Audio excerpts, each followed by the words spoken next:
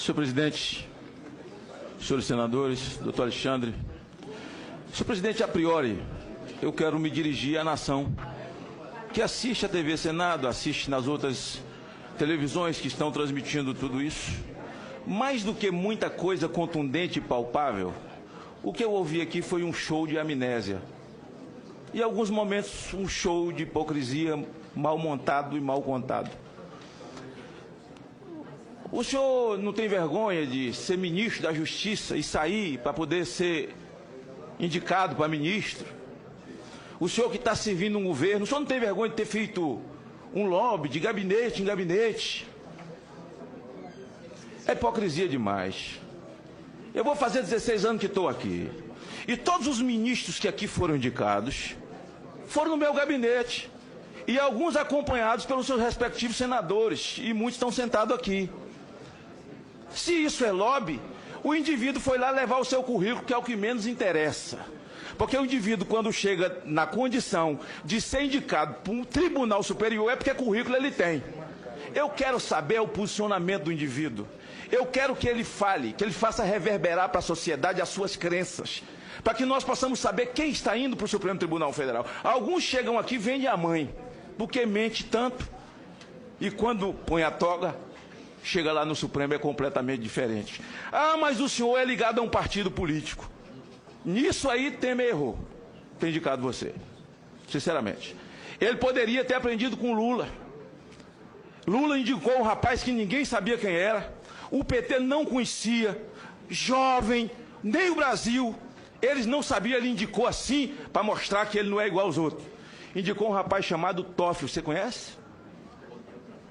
Ele não era do PT, ele não tinha ficha assinada no PT, ele não trabalhou na liderança do PT na Câmara, ele não foi advogado do PT, ele não foi da AGU. Ah, brincadeira tem hora.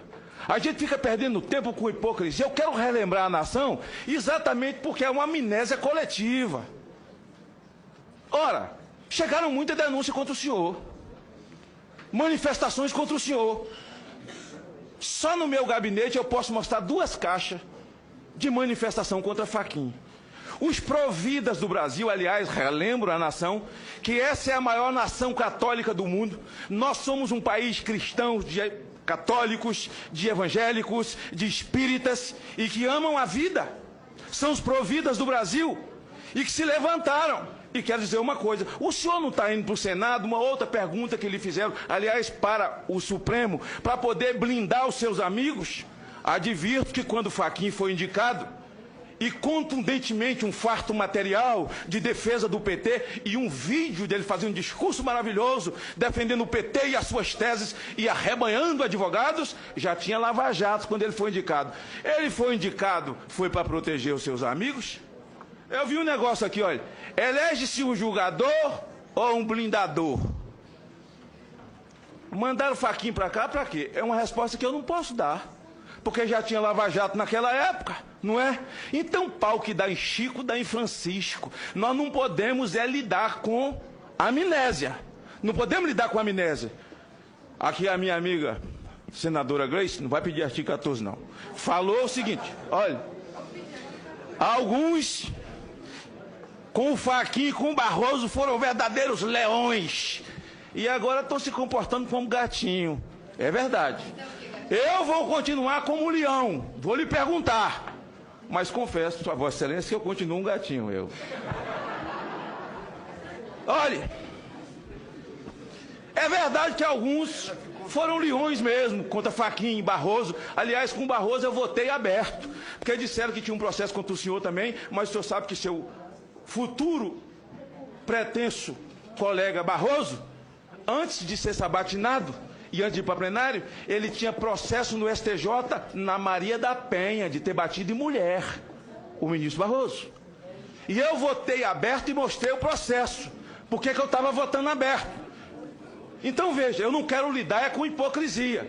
Então veja, quando tratam essa questão de uma forma de que nós nunca procedemos assim, nunca fizemos assim, fizeram assim.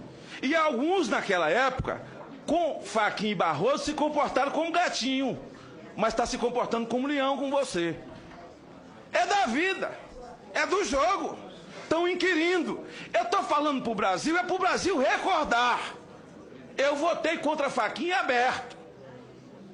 E ele disse uma coisa aqui, senador, o que eu falei, depois que o homem põe a toga, é tudo diferente. Não, não se separa um homem das suas convicções.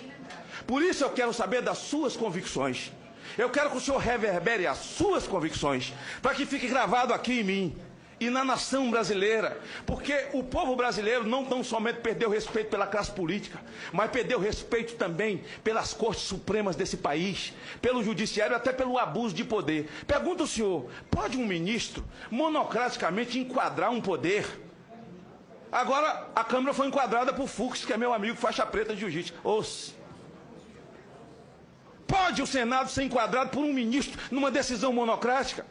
Aí não é democracia, nós não temos separação de poderes.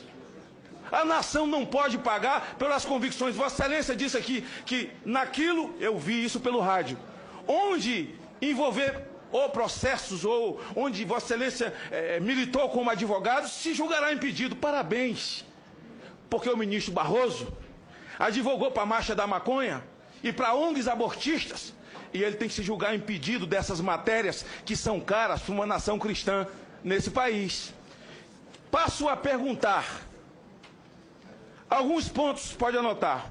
Quero ouvir com a claridade desse momento que Vossa Excelência pensa sobre o aborto. A sua posição, porque para nós é muito cara, porque aborto é assinte contra a natureza de Deus. Drogas. Se esse não é o momento de nós discutirmos ou rediscutirmos o nosso modelo de segurança nacional, porque o nosso modelo hoje de segurança nacional constitucionalmente não cabe no que nós estamos vivendo, e o que nós estamos vivendo, necessário se faz que as Forças Armadas se façam presentes. Vamos rediscutir esse tema. Pergunto a Vossa Senhoria, o CNJ foi criado por essa casa. O CNJ é como um tribunal para julgar causas éticas, comportamento éticos ou não éticos de magistrados, como o Conselho do Ministério Público, julgar comportamento éticos e não éticos. Mas parece que o CNJ tomou outro rumo, porque o ex-ministro Joaquim Barbosa, que também foi indicado pelo PT, Joaquim Barbosa, ao chegar na presidência, e certamente se aprovado for com a idade que tem, será presidente do Supremo pelo menos umas 2 vezes, vai dar umas 2 voltas com a idade que tem, vai ficar lá uns 26 anos. Será presidente do CNJ. Joaquim Barbosa determinou aos cartórios que fizesse casamento homossexual.